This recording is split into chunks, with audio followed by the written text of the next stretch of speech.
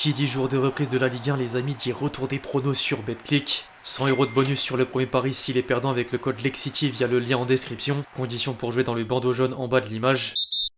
Yes? Hello. Hello? Maybe I call the wrong number. It's Cristiano. Cristiano Ronaldo? Yes. Oh my god! No, really? Yes, but baby, I tried to call my friend, but sorry. I am your friend! L'équipe, j'espère que vous allez bien. Aujourd'hui, nouveau Actu Foot. Imagine Ronaldo t'appelle par erreur au téléphone. Ah, sorry. I called by mistake. No, it's the best mistake in the world! Il y a un petit doute sur le pourquoi filmer avant de répondre, mais la séquence est improbable. Plus sérieusement, du côté des terrains, le Portugais vit une période glorieuse sous les couleurs d'Al Nassr qui s'est qualifié en finale de la Coupe arabe des clubs champions face à Al Hilal. Il a marqué dans chacune des 4 dernières rencontres de la compétition et performe encore à 38 ans aux côtés des Mané, Fofana ou encore Brozovic. En parlant de grands noms, l'Arabie Saoudite pousse toujours pour attirer le gratin européen. Le championnat saoudien risque de progresser à vitesse grand V et devenir intéressant à suivre la saison prochaine. Au passage, si certains demandaient comment accéder au match, Canal+ vient d'acheter 2 ans de droits de diffusion de la Saudi Pro League en France. Pourquoi pas. En parlant de Ronaldo, Messi fait également forte impression en Amérique du Nord. Coïncidence, l'Argentin empile les buts sous le maillot de l'Inter Miami et la franchise de MLS s'apprête à disputer les quarts de finale de la Coupe des Ligues. Bref, on va faire le point sur les derniers événements à J0 de la reprise de la Ligue 1. Les amis, je compte sur vous d'avance pour lâcher votre meilleur j'aime sur l'épisode. La série a besoin d'un coup de pouce et obtiendrait gain de cause si on atteint les 3000 likes en 24 heures. Un gros merci à tous ceux qui le feront comme d'habitude. Les barrages de la Ligue des Champions offrent souvent de grands classiques et parfois de grandes surprises. 2023 restera comme l'année durant laquelle une équipe au fin fond des îles Féroé s'est qualifiée pour le 3e tour préliminaire de la meilleure des compétitions. Le KAI Klaksvik a balayé Ferencváros, dernier 8e de finaliste de la Ligue Europa, jusqu'à battre le champion de Suède 2022 à l'issue d'une séance de tir au but, avant de faire tomber Molde sur le plus petit des scores et croire au rêve d'une qualification en Norvège mardi prochain. L'exploit est d'autant plus dingue que la ville compte à peine 5000 habitants. 5000, bordel.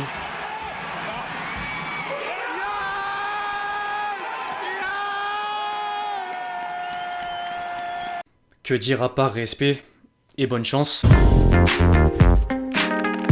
L'OM devait d'ailleurs prendre exemple sur le club féroïen, du moins en termes d'efforts. Les Marseillais sont passés à côté de leur première manche à Athènes et tombent de haut malgré un adversaire plus qu'abordable. La Provence comme la Marseillaise a pointé du doigt l'expulsion de Kondogbia qui a facilité la tâche du Pana. Les hommes de Marcelino devront afficher un autre visage la semaine prochaine pour espérer affronter Braga et garder une chance de figurer en phase de poule de la Ligue des Champions.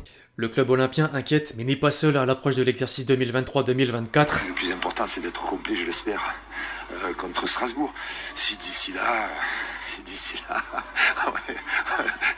il y a un entraîneur à Lyon, qu'est-ce que vous voulez que je vous dise? Les paroles de Laurent Blanc sont assez significatives. L'OL s'est incliné une 4e fois consécutive lors de la préparation estivale et les doutes planent à plusieurs niveaux dont l'effectif. John Textor a finalement décidé de laisser filer Loukeba à Leipzig pour récupérer 35 millions d'euros qui seront intouchables à cause des sanctions de la DNCG. La direction lyonnaise est même contrainte de placer Barcola sur le marché des transferts face au besoin de vendre, alors que certains choix peuvent poser question à l'image du sacrifice d'Ndiaye à l'Estac pour 3,5 millions d'euros. Les supporters lyonnais ont des raisons d'être pessimistes. Outre Marseille et Lyon, d'autres clubs français ont plutôt rassuré comme Rennes. Le club breton s'est offert West Ham avant d'infliger une claque à Nottingham Forest et seule une défaite sur la pelouse de Wolverhampton a rappelé qu'il faut encore travailler pour maintenir une forme régulière. En parallèle, Monaco et Lens ont tous deux affronté une écurie européenne pour clôturer leur session de matchs amicaux. L'un comme l'autre a perdu mais peut retenir plus de points positifs que de négatifs. Une mention spéciale au parcage sang et or à Old Trafford.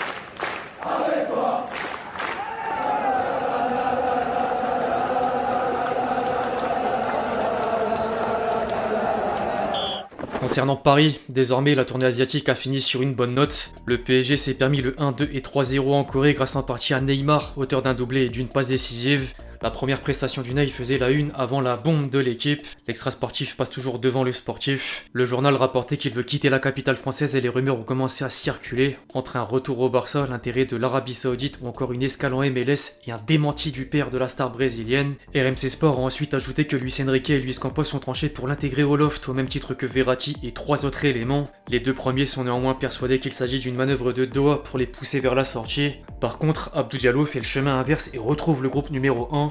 Tiens. Ekitike semblait également parti pour rester, sauf que les dirigeants parisiens sont pas du tout convaincus. Le champion de France aurait d'ailleurs déjà accepté une offre verbale d'Everton à hauteur de 35 millions d'euros plus 5 de bonus. Francfort et West Ham sont également dans les parages, pour autant l'ancien Rémois militerait pour prendre la direction de Lens, qui recherche toujours le successeur d'Openda. Affaire à suivre. L'autre bombe du jour qui vient de tomber concerne encore et toujours Monsieur Mbappé, pour pas changer. À en croire le Parisien, le Kicks a annoncé hier à Nasser Al-Khelaifi qu'il ne partirait pas cet été et devrait donc partir libre à l'été 2024. Le Paris Saint-Germain lui avait pourtant signifié avec plusieurs méthodes qu'il devait trouver un nouveau point de chute. La dernière en date était d'ailleurs l'absence du capitaine des Bleus à la séance photo de la LFP pour les animations de la saison à venir. Le dossier Mbappé alimente la chronique et le sujet serait propice à moult discussions en interne. Marca a d'ailleurs laissé entendre que l'ancien sélectionneur de l'Espagne s'interrogeait déjà sur le fait de poursuivre l'aventure ou jeter l'éponge. Jeter l'éponge, effectivement. D'autres sources vont plutôt dans le vent contraire jusqu'à expliquer qu'il s'agit d'une tentative de déstabilisation. La seule certitude, en tout cas pour l'heure, est que l'adjoint de Luis Enrique, Raphaël Paul, a bien songé à partir face à la pression extrême. Affaire à suivre. À l'étranger à présent, deux échéances ont sonné le début des hostilités. Le Benfica, d'une part, a remporté la Supercoupe du Portugal aux dépens de Porto. Di Maria s'est une fois de plus démarqué dans une finale avec le but de l'ouverture du score et domine la presse portugaise. Arsenal, d'une autre, est sorti vainqueur du Community Shield à l'issue d'une séance de tir au but. Trossard a égalisé à quelques secondes du coup de sifflet final avant que Ramsdale ne fasse la différence devant le point de penalty. Les tabloïds anglais ont justement fait dans le jeu de mots avec le nom du trophée pour faire le contraste entre le sentiment des deux équipes et complimenter au passage le gardien des Gunners. En parlant de contraste, les amis, la préparation estivale des deux géants espagnols est la définition exacte du terme. Le Real Madrid ressort sur 2 défaites, dont une contre le rival et une face à la Juventus, tandis qu'en parallèle, le Barça a enregistré 3 succès d'affilée et une pépite en la personne de Lamine Yamal enflamme déjà les quotidiens catalans. Le joueur de saison sera à suivre dans les prochains mois. En parlant de l'Angleterre et de l'Espagne, la Première Ligue et la Liga auront des points communs la saison prochaine. Le championnat anglais comme espagnol a décidé que les arbitres reprennent le même calcul du temps additionnel pour pallier les pertes de temps. 1 minute sera ajoutée lors d'un but, 30 secondes pour un changement et les autres pertes de temps seront jugées sur le tard. Est-ce une bonne chose? Les amis, je vous laisse me donner votre point de vue dans les commentaires. La nouvelle fait en tout cas réagir chez les joueurs car Varane s'est levé contre le choix des instances qui est un danger pour leur santé. Je cite, « De la part des managers et des joueurs, nous partageons nos inquiétudes depuis de nombreuses années maintenant qu'il y a trop de matchs, que le calendrier est surchargé et qu'il a un niveau dangereux pour le bien-être physique et mental des joueurs. Malgré nos commentaires précédents, ils ont maintenant recommandé pour la saison prochaine des matchs plus longs, plus d'intensité et moins d'émotions à montrer par les joueurs. Nous voulons juste être en bonne condition sur le terrain pour nous donner à 100% à notre club et à nos supporters. On verra comment les choses évoluent au fil du temps. Second poteau, Pavard.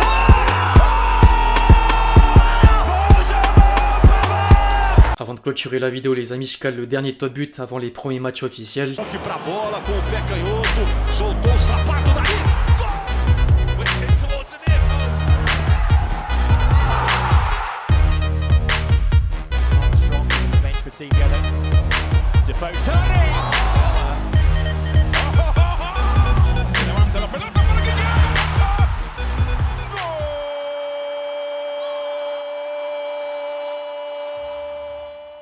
Bref, l'équipe, c'est tout pour l'actu foot du jour, j'espère qu'il vous a plu, je compte sur vous si c'est le cas pour lâcher votre meilleur j'aime, comme d'habitude. N'hésitez pas à me donner vos avis sur tous les sujets qu'on a pu aborder aujourd'hui, puis d'ici là, on se retrouve très vite sur la chaîne pour de nouvelles vidéos, c'était Lexti. Ciao ciao.